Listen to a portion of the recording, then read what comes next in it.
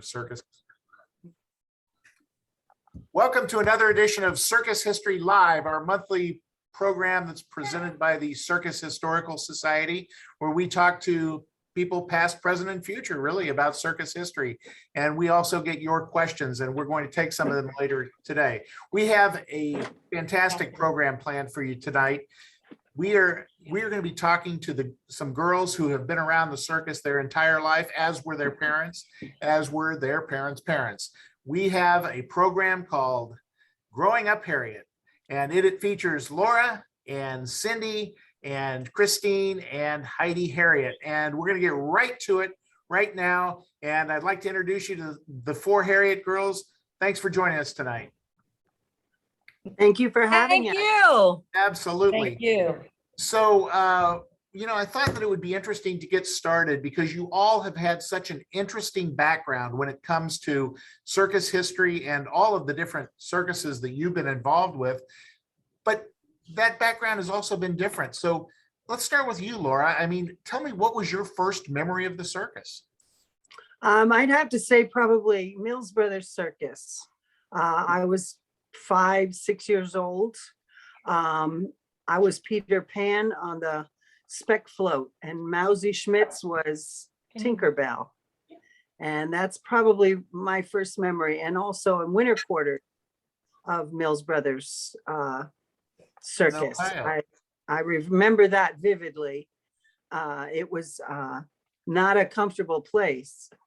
So, of course, your parents, Johnny and Mary Ruth Herriott, known across the United States for their contributions to circus history and their interest in circus history too.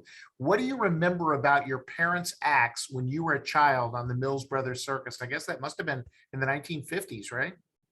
Well, one of the things I remember very well is my parents were taken to Europe as a gift to them from the Mills Brothers. And they took my mother and father to all the different circuses in Europe. And my father got to see all the amazing horse acts that were definitely different style than they are here in the United States. And then my father came home and promptly started rearranging and retraining all of the Mills Brothers Circus Liberty horses. Oh. And he put together a 12-horse Liberty act that was pretty amazing. And I remember watching practice when I was a little girl. I never missed it. We've lost your video there, Laura. I know you're still there with us, and we can definitely hear you. But you think of those big Liberty acts, and I know now we've got you back. One of those great Liberty horse performers was a fellow by the name of Jorgen Christensen. He was a European. Oh. And he was someone that your family had a relationship with too, right? Very, very dear friend of my family. He was a wonderful man. His stories were absolutely incredible. I was mesmerized as a little girl to sit and listen to him and my father talk about traveling across Russia on the train with the dogs and ponies, and they had to travel in the boxcar with the dogs and ponies so that the people did not eat them during the Russian Revolution, I'm assuming. Yeah. And so that's where I deeply remember Liberty. Liberty was something that was foremost, I think, in my upbringing. But there again, I was passionate about riding dressage in high school too when I was a young girl. Which of course you did. And Cindy, so you must have memories that are probably similar, but a little different too, right? What was your first circus memory? Baraboo, when my dad was training all the animals in Baraboo and training the 12 ponies. And I just remember standing in the ring barn, and my dad would say, wave the whip, when he was training them to waltz. And I was only 3 or 4, and my little boots and my winter coat, and I'd stand there it was freezing cold in there, but I would just stay there. And my dad was training the draft horses to pull the wagons, and he would take us all around. In the wintertime, there was a sleigh there, and he would take us on rides all over the museum grounds. But I have to tell you, and speaking about Jorgen Christensen, my dad wrote about him. It's wonderful.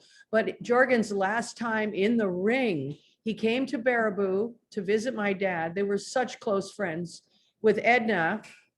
And he asked my dad if he could go in the ring and present his 12 ponies. And he did. And my dad had wrote out the whole announcement and everything. He left this writing about all of this. So that's something for another episode. But I just had to share that Jorgen, his last time in the ring was with my dad's 12 ponies. And, And- I'm sorry to interrupt. Go ahead. Yes.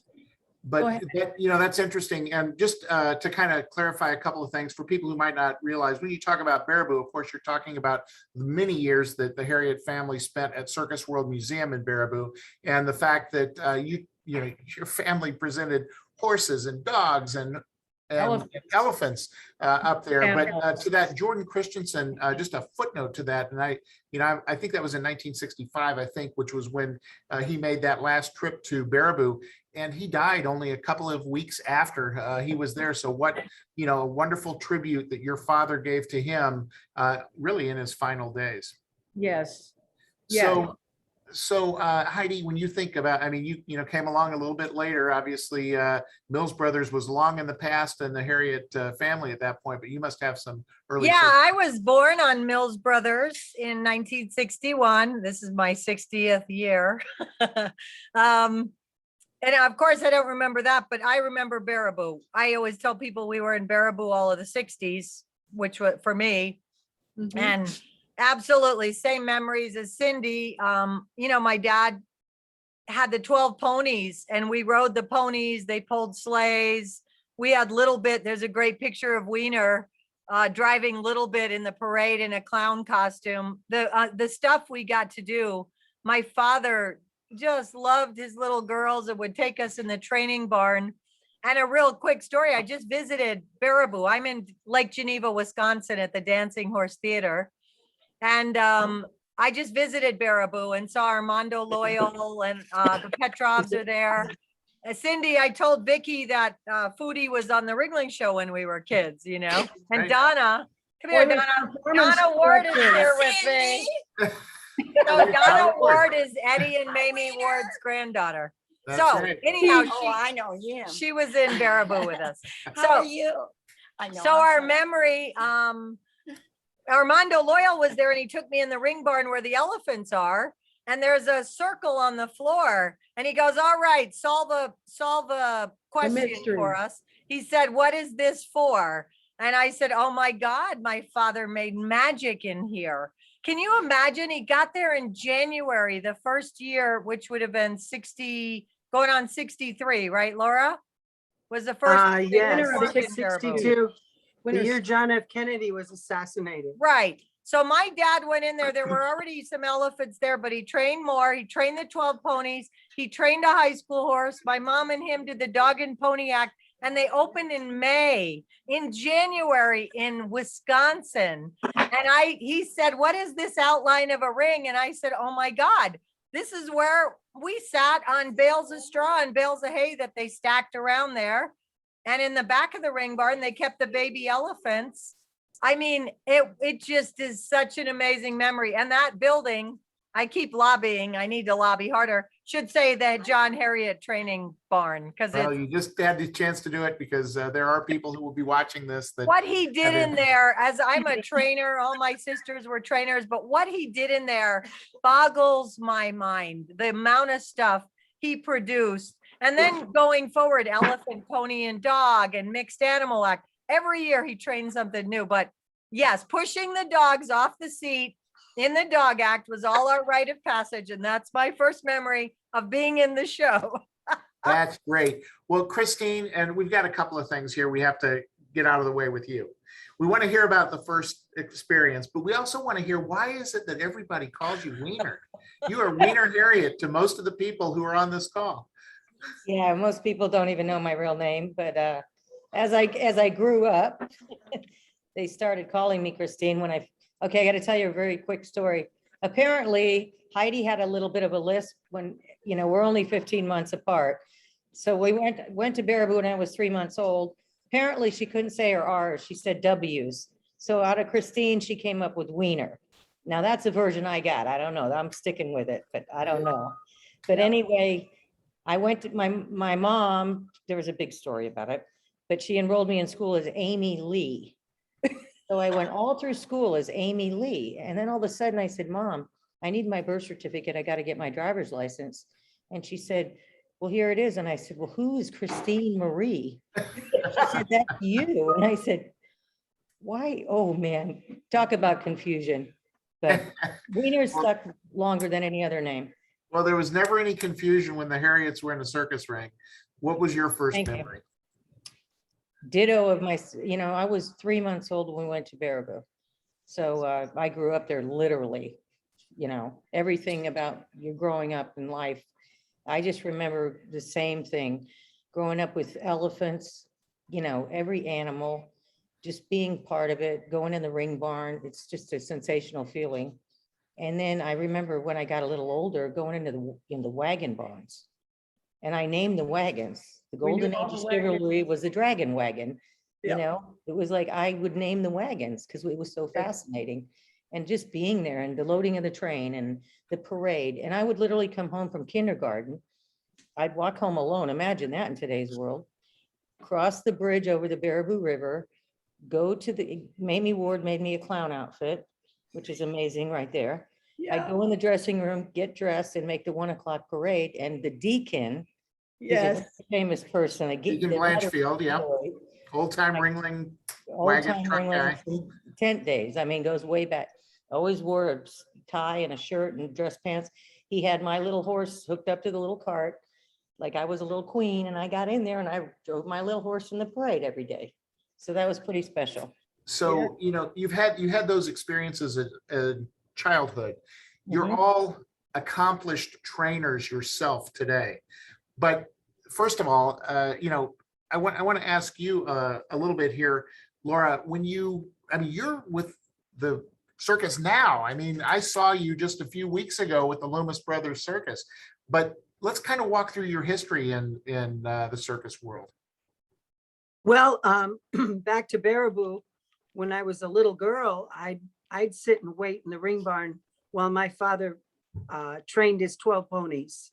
And the moment for me was my father would say, okay, Laura, do you want to walk them cool? And I would go in the ring and I'd hold the whips in my hands and I'd walk them cool. And my dad would say, tell me when you get dizzy. Well, when you have 12 in the ring, there's not much space between number 1 and number 12. And you have to focus, and I'd get dizzy pretty quickly. But I think that's where I started my passion for liberty. And always somewhere in the wood pile, my dad would always have a camel. And I was never very interested in camels. I was like, oh my goodness, why? Daddy loved camels. He just absolutely loved them. And who'd have thought that I'd become one of the foremost female camel trainers? I've had camels in my life now for so many years. I got married very young. My children's father, Johnny Walker, was a absolutely exceptional elephant man. So elephants were like the root of my life for the first 10 years of marriage. And I was ready for that because when I went on Ringling, we left Baraboo when I was 14 years old. Went on Ringling, I became 15. And my birthday just was last week.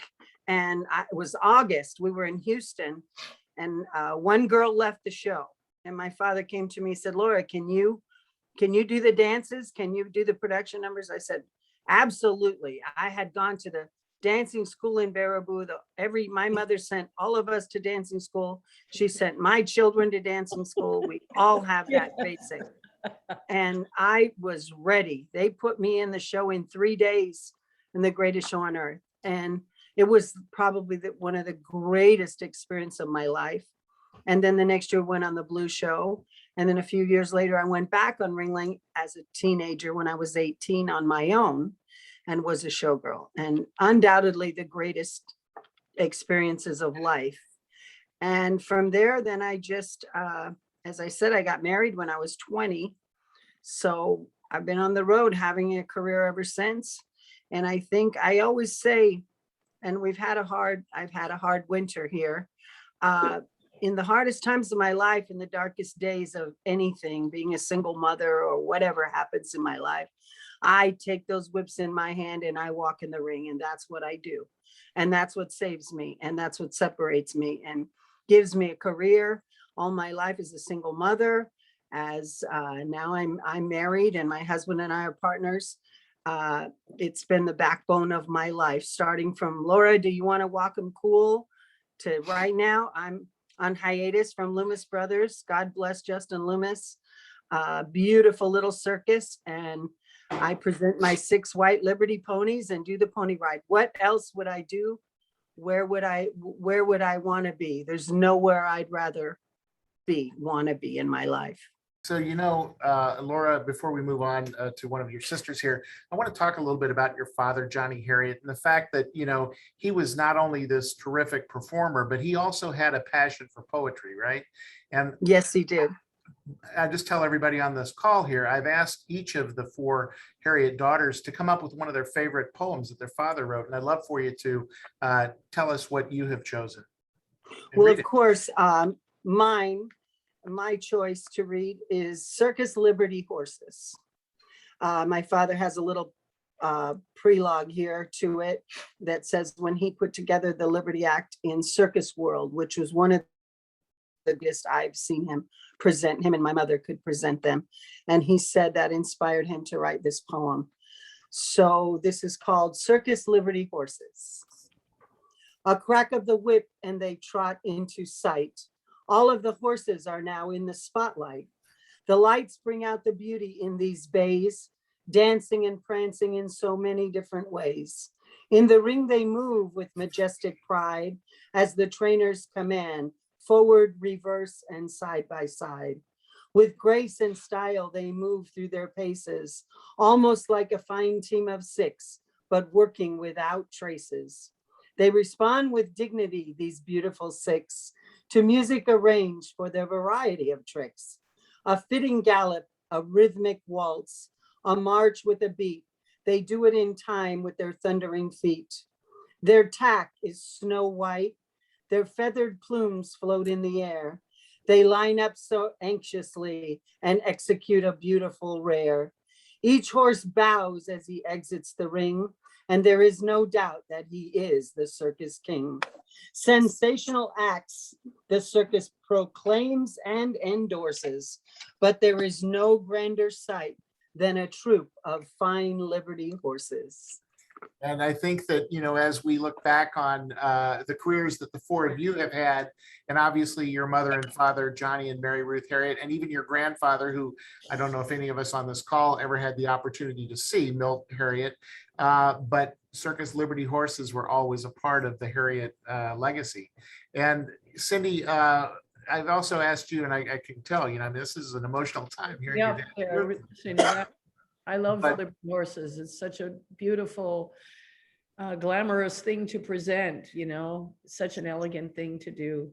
And you're actually producing a horse act right now in Gettysburg, where your parents used to. Tell us a little bit about that. Miniature version of the big Liberty Horses, yes. And so when you look back, kind of on your career, why don't you tell us a little bit about where you went after Baraboo? Cindy, right? Oh my gosh. Well, when I was 17, we worked on Clyde Beatty Cole Brothers, Hoxie Brothers, all of those shows, and we did Swinging Ladder, Web, The Elephants. We rode manage horses, and helped with the dog act and loaded on the elephant ride, whatever we needed to do. And we were teenagers and did our schoolwork every day and traveled every day and took care of all the animals, put up the awning, unloaded, mucked out the truck, all that fun stuff, and my gosh, did that. And then when I was 17, my mother was on Hunt Brothers Circus and my dad was on Ringling Red. He was the performance director. And Heidi and I finished up school and drove by ourselves, which is amazing, all the way to Philadelphia to join. My mother was around the area with Hunt Brothers. So we arrived there and I looked at my mom with the pickup and camper on the little mud show one day stands, and my dad had half a railroad car on Ringling Brothers. So I said, I'm going with dad. So anyway, I auditioned and a girl was hurt in a car accident and they needed a showgirl. So Antoinette Kinsella was the aerial director and I could do web. So I was in. So I was a showgirl that year. And from there, I just learned, we went to Circus World and my dad took me in the ring with those beautiful Liberty horses that you're talking about from Circus World. And, you know, you go in the first time and they'll give you one show. So I went in there and they worked perfectly. And I said, this is nothing. And my dad said, okay, now do it again. Well, then they want you to, they're going to find out that you don't know what you're doing. And boy, they sure did. But we went to Circus Vargas and I presented Liberty horses with my mom and dad in a 3-ring display. We rode High School.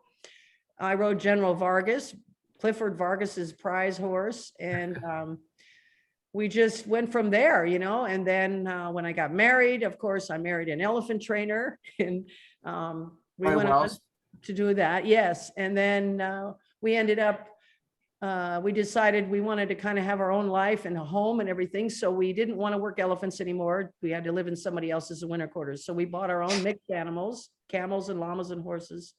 And I remember my dad coming to visit us on Kelly Miller and he said, so Cindy, what do you think about the camels? Do you like them? I said, oh my God, I love camels. Because Laura was saying my dad loved camels and I love camels. I really do. I don't know what it is. They're just fascinating, but I love elephants. We love all of them. It's hard to choose. But anyway, you know, that's my life. I've moved on and now here I am.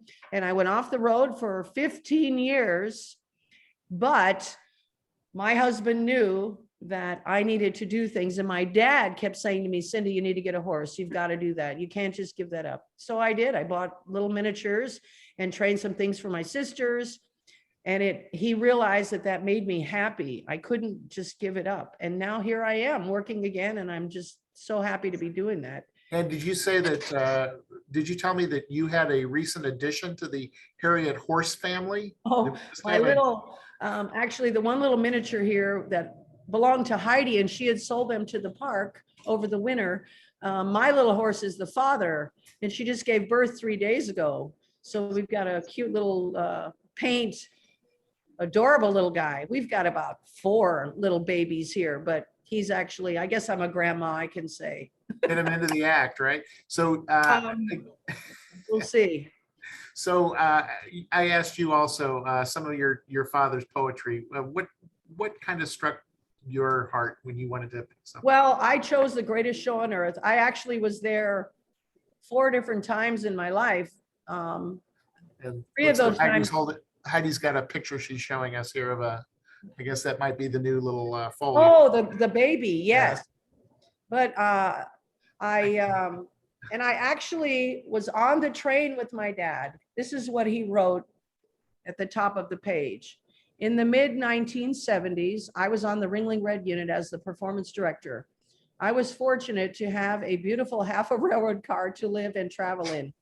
During the jump from Seattle to Salt Lake, I was inspired to write this next poem. And it's an absolutely beautiful trip. And I was on the train with him and he kept coming up and saying, what about this? How does that rhyme with what? And, you know, trying to come up with words to finish the poem. So anyway, it goes like this. It's The Greatest Show on Earth, entitled, For Children of All Ages, Down Through the Years, a century and more of laughter and of tears, from a very humble beginning in a village town square to eminence and parlance in the entertainment sphere.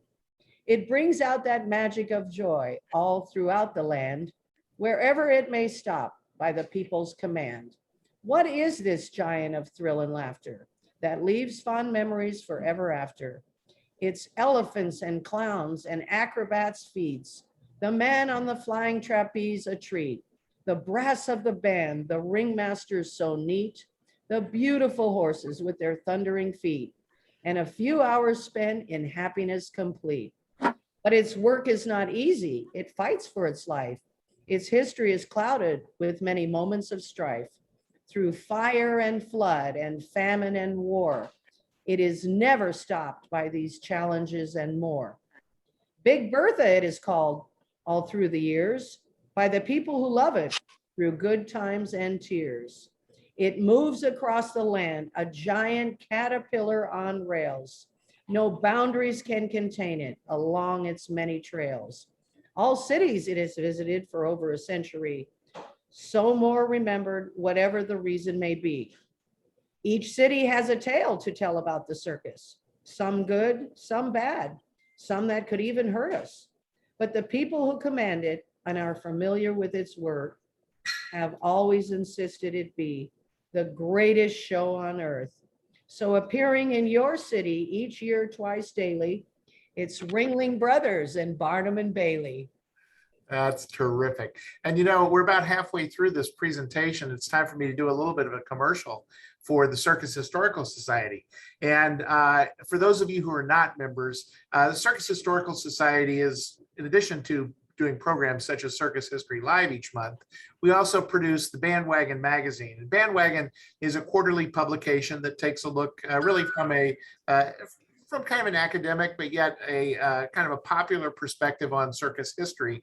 And as part of your membership, you get access to the bookstore, the Circus Historical Society bookstore. And I don't know if we have any of Johnny Herriott's poetry books in there now, but you want to keep checking back because you never know when there might be something in there. And there's some great poems, and we're going to hear a couple more in just a minute. But Heidi, you're up next. I mean, you're also performing now too. You've never really stopped, have you? No, I haven't. Whoops, hang on. We're having a watch party, so we have two audios going here. Can you hear me okay? Yes, we can. Can you guys hear me? Yes, we can. Oh, hang on. Keep talking. 1 second. Okay, there we go. I turned mine down. So I'm in good company here. We're having a watch party, and Donna Skura's here. She's Eddie and Mamie Ward's granddaughter. She was our big sister in Baraboo. Donna? And Linda Herman Wilson is here with me. And she's laughing as she's hearing these stories, and she just looked at me and said, "I miss your dad." So she's here doing wardrobe. I'm at the Dancing Horses Theater. It's in Lake Geneva, Wisconsin. And it's really cool because my father trained horses here about 18 years ago. And I still work 3 of those horses, as Wow. does my daughter Cassidy. So it's pretty cool that we actually are here working horses that daddy trained. And I call them semi-retired, the horses, but they do 1 number in the show. And so that's pretty cool. It's a beautiful equestrian theater. If those of you who've seen Arabian Nights, picture a very small version of Arabian Nights, but with much more spectacular wardrobe, because Linda creates, we have rhinestones on our rhinestones. So it's quite fun. I should have worn some wardrobe tonight. I want to go back to what Cindy said about we were high schoolers staying in Sarasota. They left us home. I was 16, she was 17. We finished school for like 3 months, and then we drove to Philadelphia on our own. Show kids, right? But she's right. We got to Philadelphia, and my dad had half a railroad car, and my mom had a truck camper pulling a horse trailer. I guess I'm stupid because she went with Ringling Brothers. It was a showgirl in the half a railroad car, and I went with my mother in the truck camper on Hunt, famous Hunt. And that's actually where, as ringmasters, I think we've all been ringmasters, and I kept a journal that year. I've never done that, and it's very cool because it was quite an interesting show. It was Marcia Hunt was running it. It was the old Hunt show. She was the daughter of, what was his name, Laura? Harry Hunt or Harry Hunt. Harry Hunt. So Cindy was born in the winter quarters there in Trenton of Hunt. Brothers. Yeah. So Marcia would try to take the show out again. It was a lovely garden spot like Mills Brothers winter quarters. Another lovely circus. I remember it quarter. well. Right up there with Hoxie's in the cow The pasture cow in pasture, Miami. yes. But anyhow, so the famous Hunt show, Marcia, they had a great intro, and we still use that today. It started with a little bit of Hunt information, like the famous Hunt circus dates back to whatever it was, 18 something. The circus is the world's oldest form of family entertainment. It's the only entertainment in America that has never been censored. It's always rated G, and it is for children of all ages. You're going to see pretty girls, funny clowns, daring acrobats, and happy animals. That was from the little thing that Marcia Hunt had wrote. It didn't go long. I think we went broke in June or July. And then I got in a car and drove back to Sarasota with Denise Pittenger and went back to high school and joined Sailor Circus. So that was kind of cool. Also, Cindy talked about marrying the elephant trainer. I'm the only sister who married a town guy, and he's on the call. So hi, Cliff. 35 years I've been married to a town guy, but he does okay. Congratulations. So yeah, I'm here working horses. We're training horses. My daughter Cassidy's here with me. So how privileged am I to do that? You know, we all get to work with our family, and that's pretty cool. Most people don't have that privilege. So I'm sure I get on Cassidy's nerves a lot. She's back there waving. But it's great, and it's such a privilege, and to be still doing this stuff. So do you want me to read my poem now? I would love to hear your poem, as I'm sure everyone else on the call. Otherwise, I will burn up all the time here. Okay, so we have my dad's poem book, and I actually put this together for the printer, and we could do more copies. So Cindy, we could talk about that. But we put this together and we compiled all my dad's poems. For And his then we're- 80th birthday. We're His- watching some home movies. Cindy, of all the people in our family who are not technologically savvy, Cindy is probably one of the top.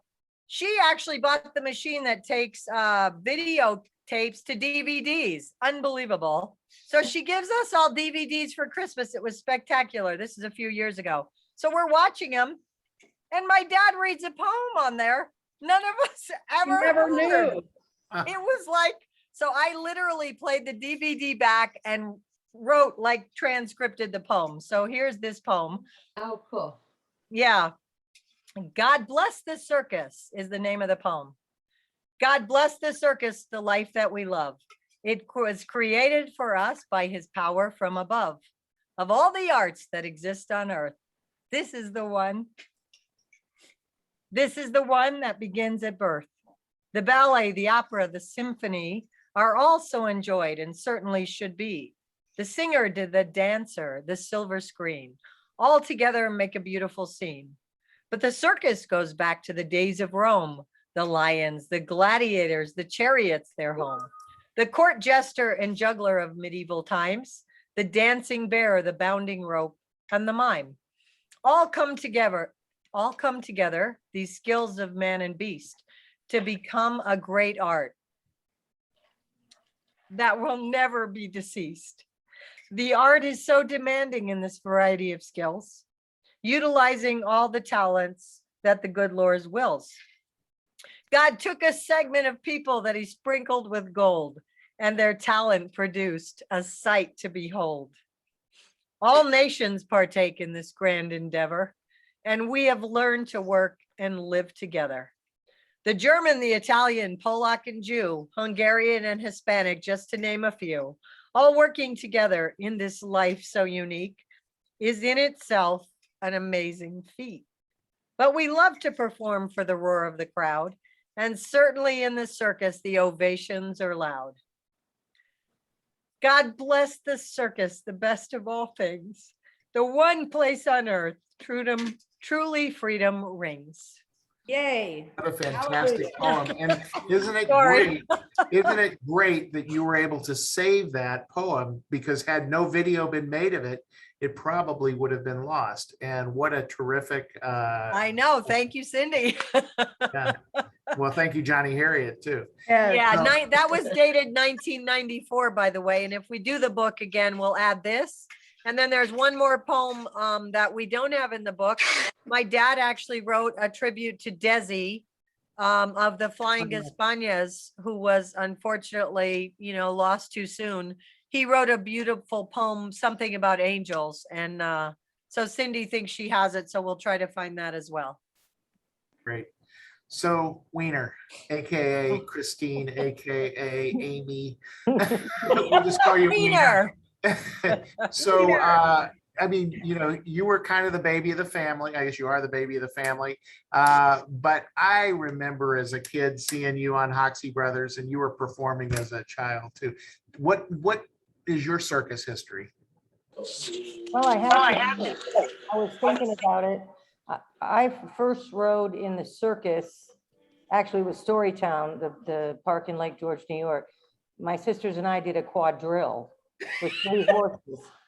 And it was Cindy, Heidi, and I. This is a pretty precious thing. And we did what we called manage. The horses just trotted around and we did formations, and then we come up together.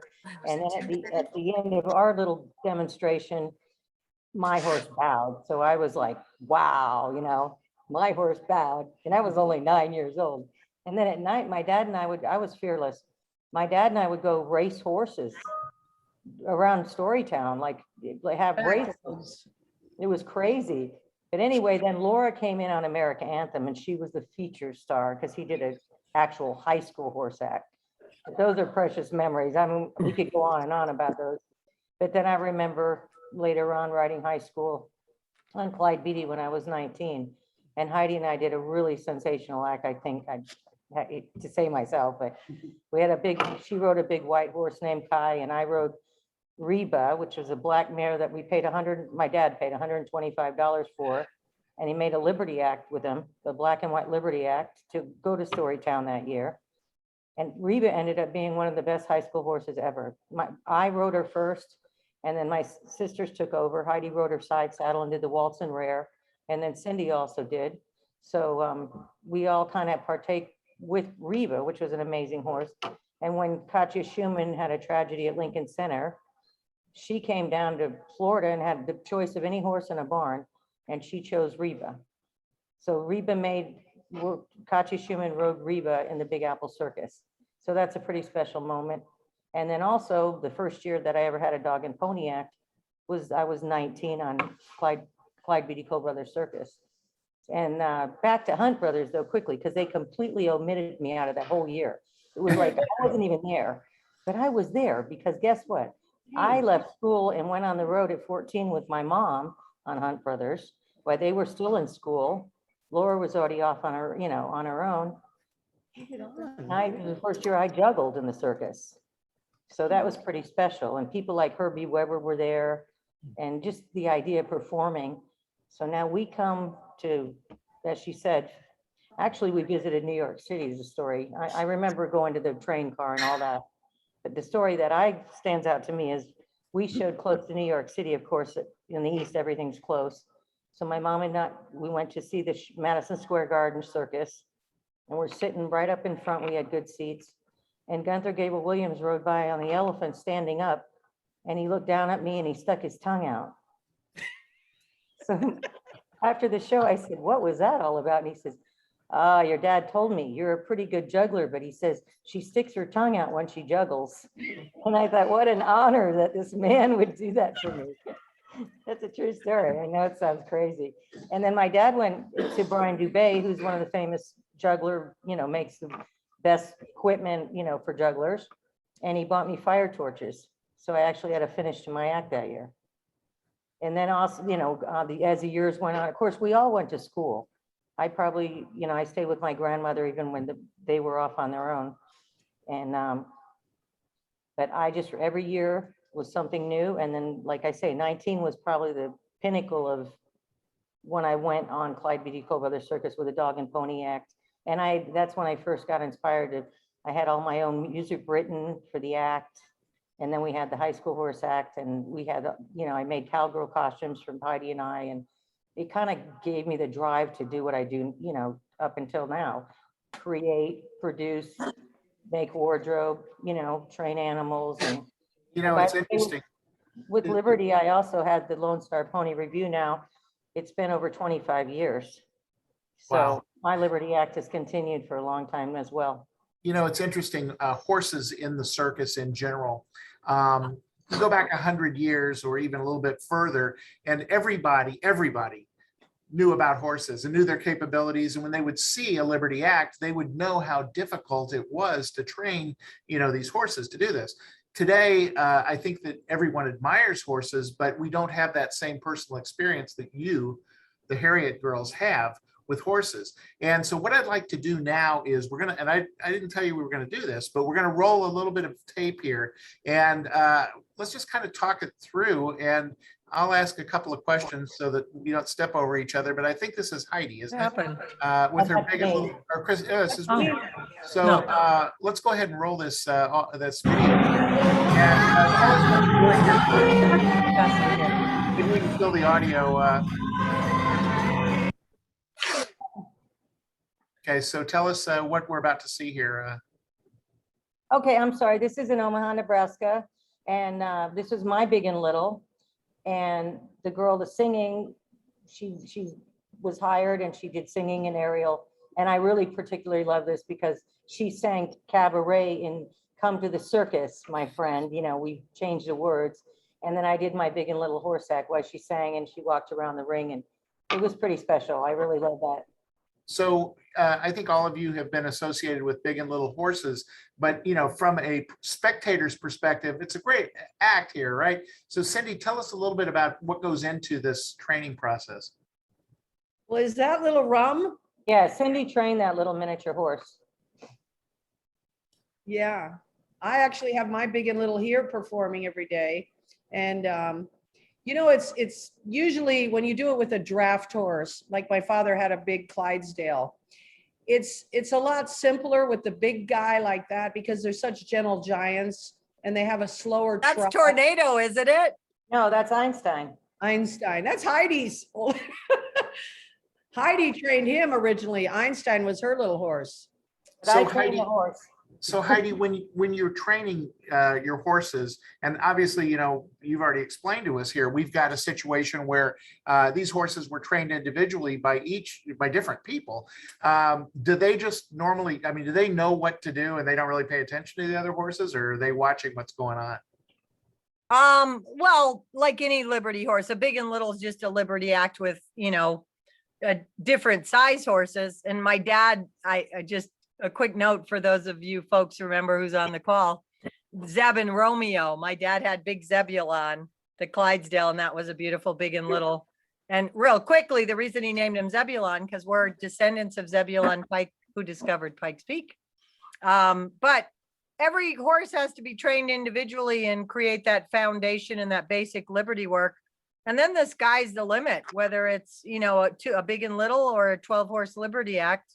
It's that's why they do such a great job in Europe, because they have those horses from the time they're young. They have the opportunity on their own shows to continue to work them, and they just keep adding to it. So it really just starts to snowball. The sky's the limit on what you can do. So Laura, you were talking earlier. What you're seeing right now, the horse getting on the pedestals. Yes. My dad deliberately trained that with, and Laura can tell you, with her Big and Little, because the horse was a little not tall. So he decided, well, you know what? I'll have him step up on the pedestals and step across like an elephant. And then the little horse can go under. And when we were all there helping him train that, we said, are you crazy, Daddy? We're not going to have a horse step up on pedestals and step across like an elephant and stand there. And he sure did. And Heidi's done it. Laura's done it.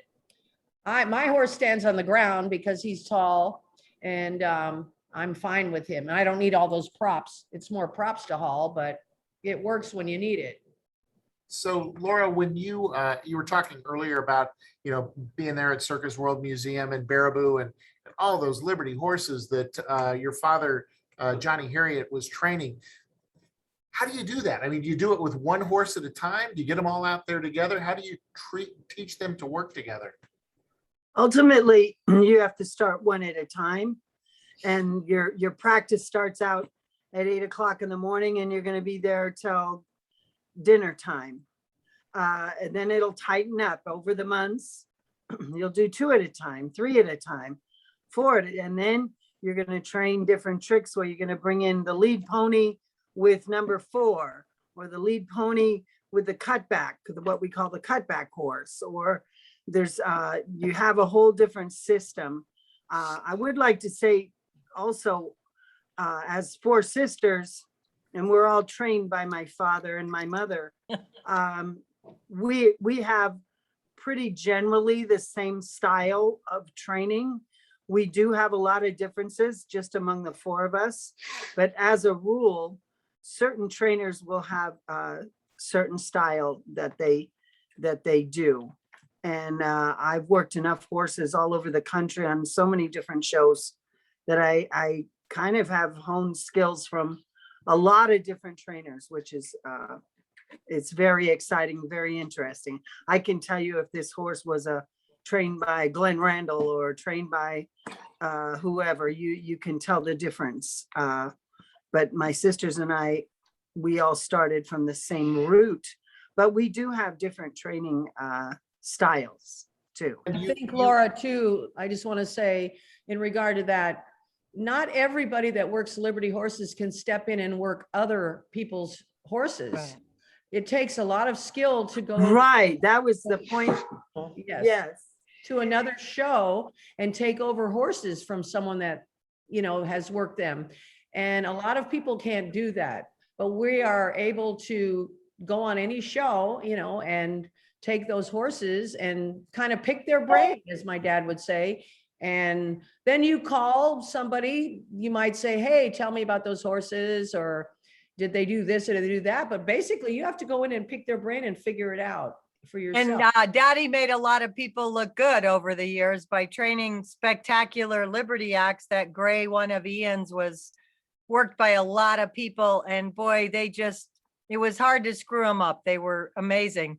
By the way, Cassidy just said, and everybody, all my sisters, all the siblings, all the nieces and nephews on this call will appreciate this. She said, one more time. Yeah. The way my dad trained and the reason he got it done faster, because if they all waltz, you're trying to get it, and let's say it's a waltz, you finally get it, and we'd be like, oh, great. And then he'd say, one more time. No, And Daddy, another 30 no. minutes, 40 minutes Oh, later, no. hour later. But Put on a good road. that's how it works. That's what separates, that's what makes progress. That's how he progressed. And I train town people sometimes now because there's not a lot of circus business. And I tell people that's what separates our training program from others is the progress. Every day you need to have a milestone. You need to create in routines, train in routines, right? People who aren't from the business particularly don't know this, but that progress every day, set the bar high. People nowadays with animals lower the bar to meet the narrative, right? Whether it's pet dogs or animal trainers. And Linda Herman's sitting here with me, a spectacular horse trainer. And we talk all the time. I love having her here. But, raise the bar. Daddy taught us to keep the bar high. Mama too. Her dog act was sensational. Speaking of, And bring the animals up. They're dying to do it. Give them the opportunity to do it. Don't lower the bar to meet the narrative. so, I don't and think you know, Wiener I'm on- got to read her poem yet either. Oh, Wiener Wiener. has to read her poem. I'm sorry, Okay. Wiener. Yeah. No, we don't. Nope, yes, you do. Yes, you do. Oh, geez. It's a rule. I gotta put on my glasses. You're killing my image here. It's a rule. Oh, geez. Well, I just want to say before I do this, I had one of the, in my opinion, greatest high school horses, just circus horse. He just passed away in the fall of 19, 28 years old. Oh. So it's hard for me to read this. But he did every act, and he was a ringmaster for me. I mean, I was a ringmaster on horseback for over 20 years with that horse. So very special. I'm gonna pull it in. Another type of horse is a Circus High School potty coal horse or dancing horse. This is where the rider has a horse perform their beautiful gaits and dancing movements. I had a wonderful American saddlebred horse, John Herriott, who performed with Ringley, Clyde Beatty, and various other circuses. His name was American Anthem, and I think that he was one of the better high school horses that have appeared in the American circus. However, this poem was inspired by someone who I feel was probably the greatest trainer and rider of high school horses in the world. It's called Circus High School Horse. A fanfare announcement, and they canter in. The horse and the rider are about to begin. Movements are flawless with rhythmic beat. All people aware that they are in for a treat. Supple muscles move under a velvet coat, making aware the power in her training float. Eyes are bright and nostrils flare, all more enhanced in the spotlight's glare. Rider so motionless, with a smile on his face, as he suggests these gaits of beauty and grace. But horse and rider are as one together. Each performance they do becomes better than ever. The trot, the canter, a pirouette and passage. The march and bow, all beautiful mirage. Done in rhythm to the beat of the band, dancing so neatly and looking so grand. Many high school horses have had immortal fame, but there is one that will always carry a great name. An equestrian display appears for the audience delight. Captain William Meyer and the beautiful Starless Night. Starless Night. I apologize for the tears. No, it shows, I think, the passion that your family has for the circus and for horses and for training. And I think it's, thank you for sharing it with us. Starless Night, of course, one of the great horses in circus history, and American Anthem too. I can remember American Anthem performing, but we're going to show another piece of video here. We're going to show Heidi with Lady Dancer. And this is another great, example of Harriet horse training, and a little different than what we saw with the big and little acts. So we'll get this thing going here. And Heidi, you can tell us, how to get a hold of you now.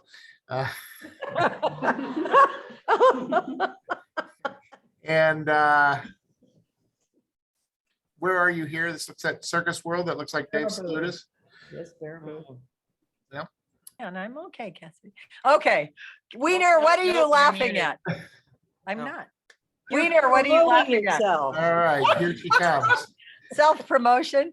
We This don't is have Dave video. Salutis at Circus World. This horse, Lady Dancer, was a mare. Linda is laughing at me because, of course, Linda loves stallions, but she says, oh, Starless Night was a mare. Lady was a reining horse when I bought her. And Daddy said, you can't do it. She's a Western horse. They drop that head down and they do that slow gait. And boy, was she supple and light to train and beautiful.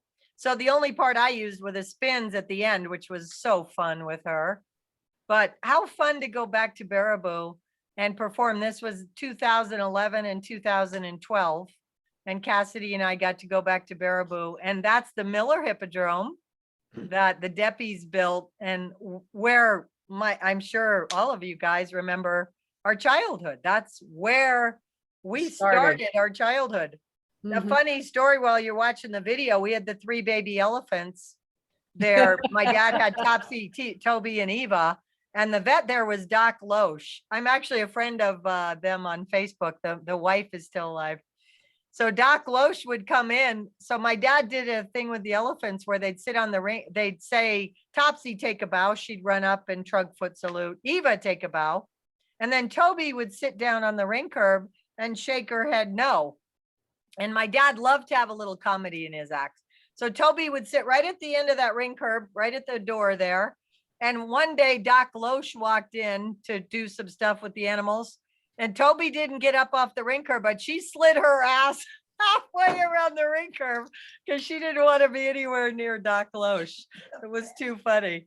But also with Toby, when she would sit down on the ring curb and my dad would go over and say, come on, Toby, take a bow. And she'd shake her head, but she would grunt and it sounded like she was saying,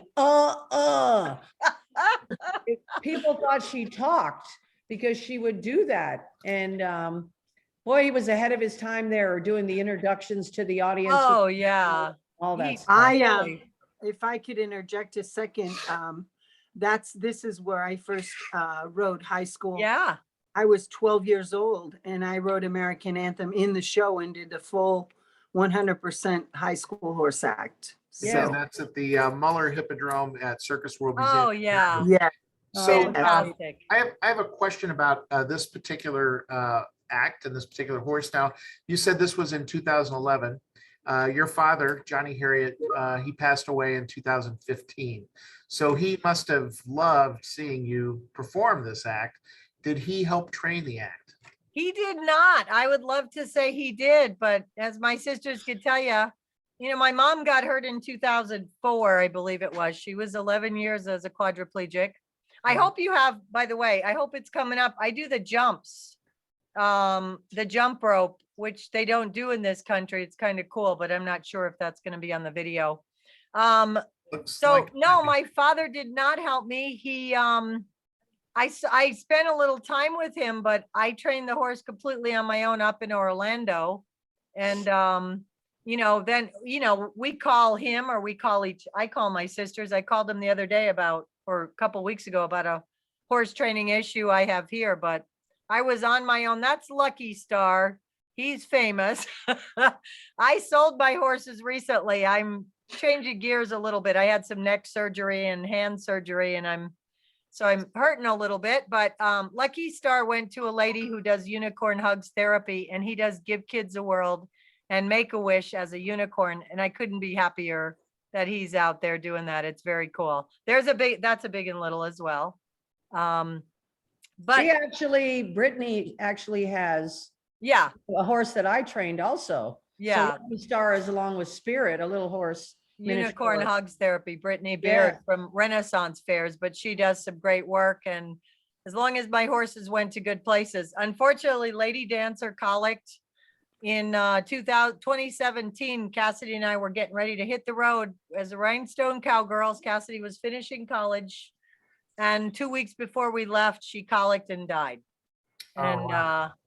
it was tragic, and it's so hard to lose our horses. And I tried to replace her and went through quite a few horses, and, just didn't have the time and the opportunity to get him trained to the extent she was. She was a cool horse.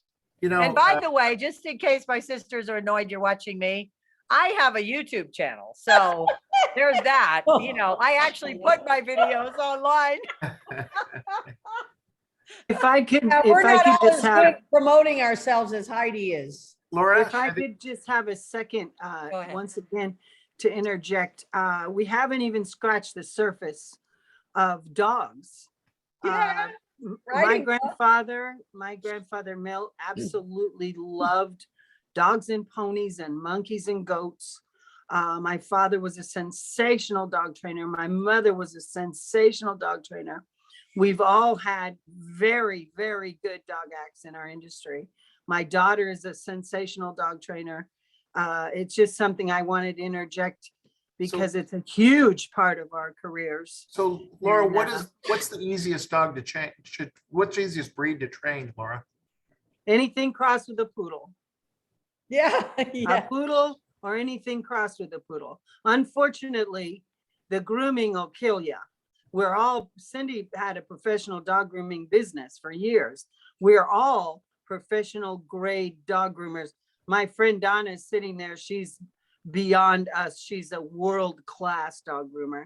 And she taught me unbelievably how to groom, different tricks of the trade and so forth. But the dogs have been and we're famous.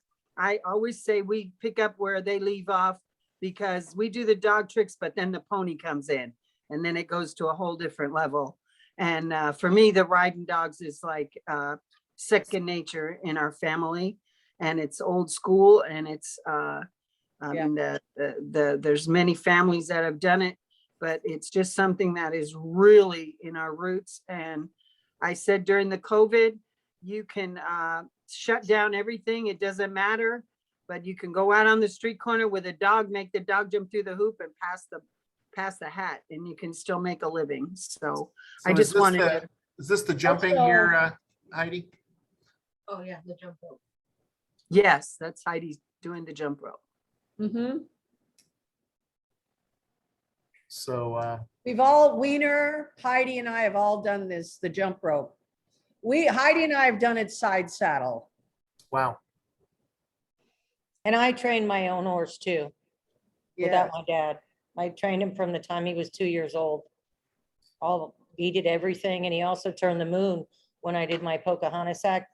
And then when my daughter grew up, not that long ago, she did a fantasy number. We had the same girl that sang in the Big and Little Sing doing Lyra. And my daughter did the moon, which the lyre is on one side of the moon and then the horse turns it. And so he did that with myself and my daughter. So I was super proud of him. He did everything. Yeah. He was a great horse. The Ring of Fame started to honor horses or animals, I should say, and hopefully we'll get back to that. I just went on the board, so I'm excited about that. Oh, But I'm so happy you brought that up, Heidi. yeah, because there's Tony the Wonder Horse and Fabio from the Hermans and Knucklehead the dog. Leeds, And by the way- Leeds the lion, and these amazing animals that Kodiak the dancing bear, Starless Night. So if nothing else, we're going to get back to that. Maybe we'll do some kind of an animal hall of fame out at Kay's place. I think that's a terrific idea. And by the way, I see that Bill Powell, who is the head of the Circus Ring of Fame, Hi, Bill. is one of the people on the call here. And I know that he has a background in animal Oh, training, he's too. our His family- cousin. Yep. He's our cousin. Gigi was my dad's first Oh, so cousin. now we know why you got on the board. A little bit of nepotism. there. Well, you went on the board too, Chris. Yeah. So I look forward to working with you. And also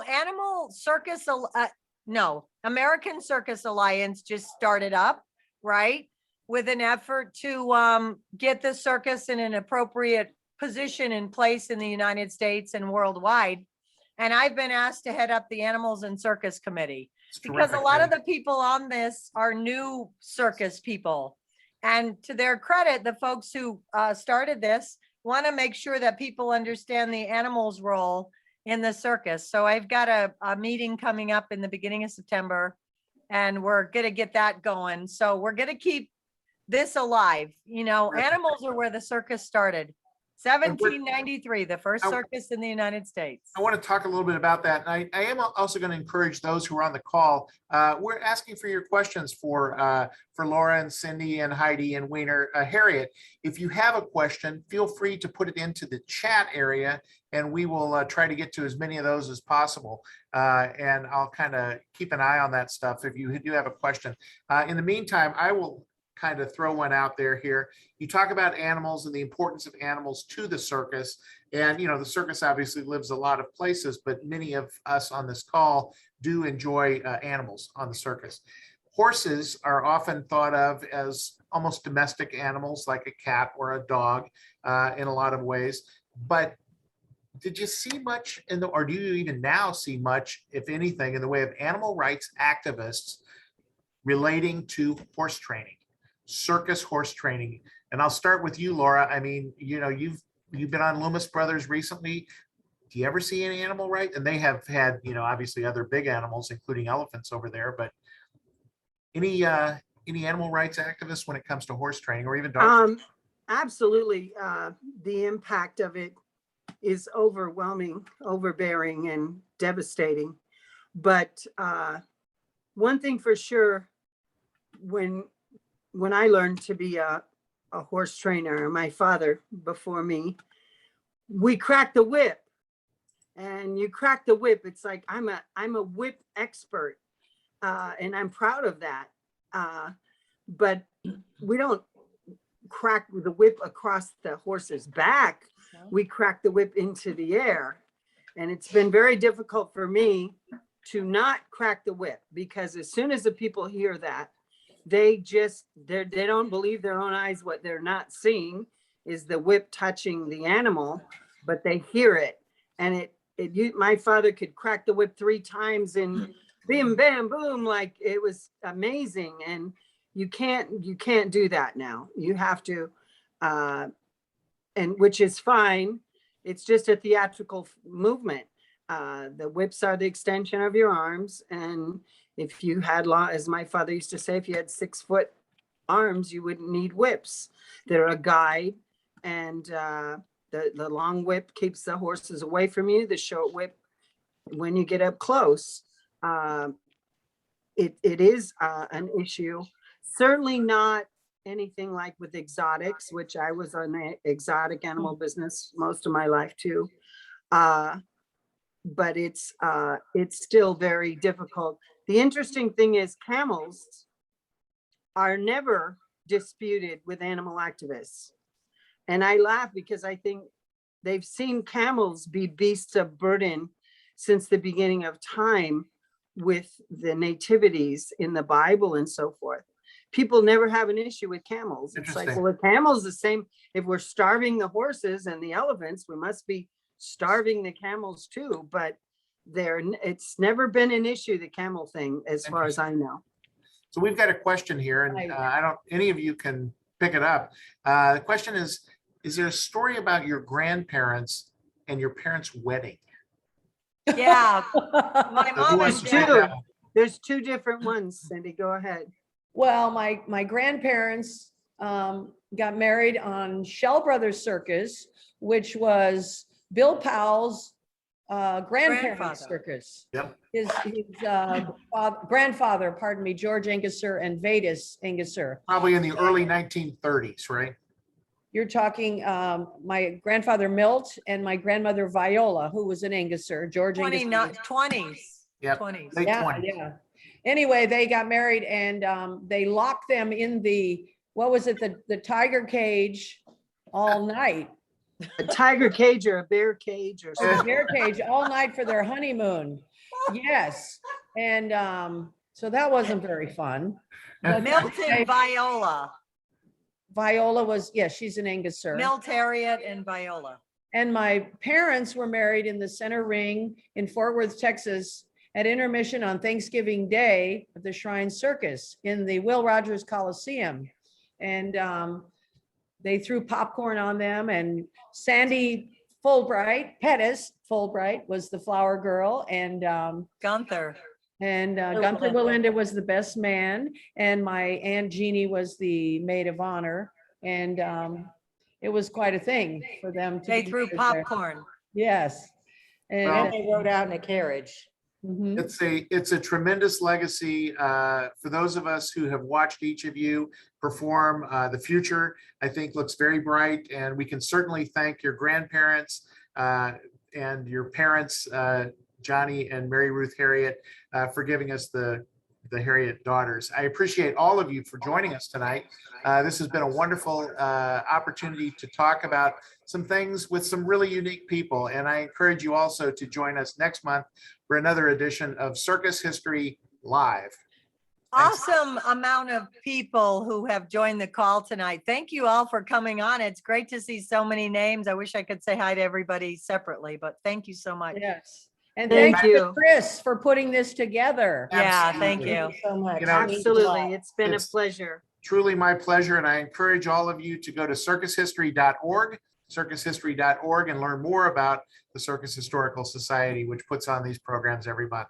So on behalf of Laura and Cindy and Christine, aka Wiener, and Heidi Herriott, thank you again for joining us, and we'll see you next month on another edition of Circus History Live. Thank Thank you. you. Thank you. Bye, everybody. Thank you so much.